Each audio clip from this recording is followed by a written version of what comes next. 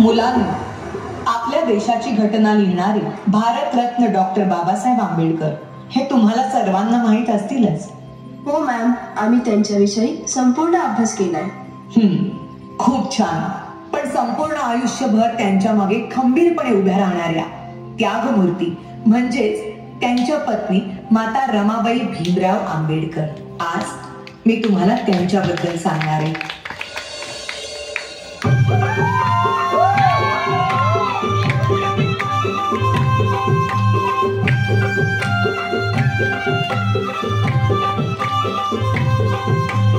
वयाच्या 7व्याच वर्षी त्यांच्या आई वडिलांचं निधन झालं आणि घराची सर्व जबाबदारी त्यांच्या अंगावर पडली.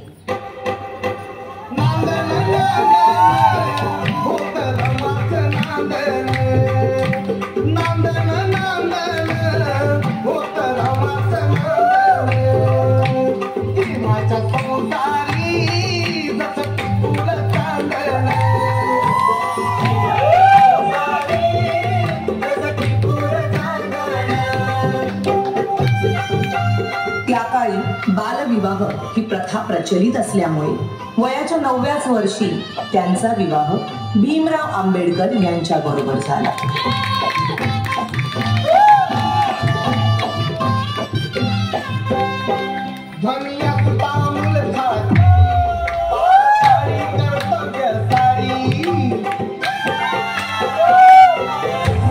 अगं, हे काय केलंस?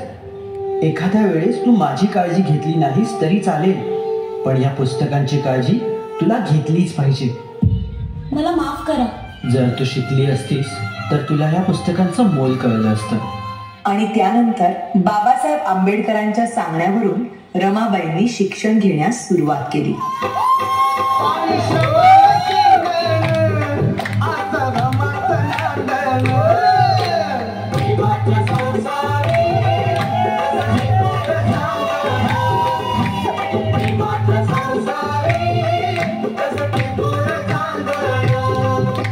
पुढच्या शिक्षणासाठी बाबासाहेब आंबेडकरांना परदेशी जावं लागलं, म्हणून रमाबाईंनी संपूर्ण घराची जबाबदारी स्वतःवर घेतली.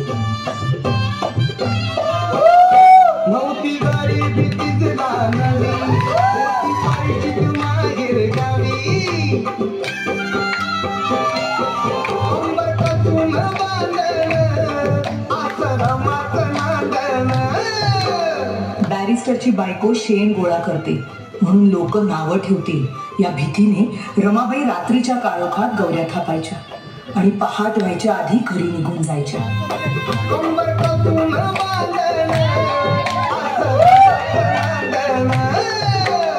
पण मॅडम, रमाबाईंची रमाई केव्हा झाली?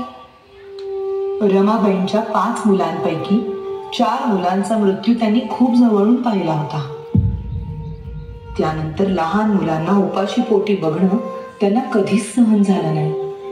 अशाच एका वेळी भुकेल्या मुलांची दशा पाहुनी बांगड्या सोन्याच्या रमाईने दिल्या काढून आणि त्या दिवसानंतर सगळी मुलं रमाबाईंना रमाई बोलू लागली.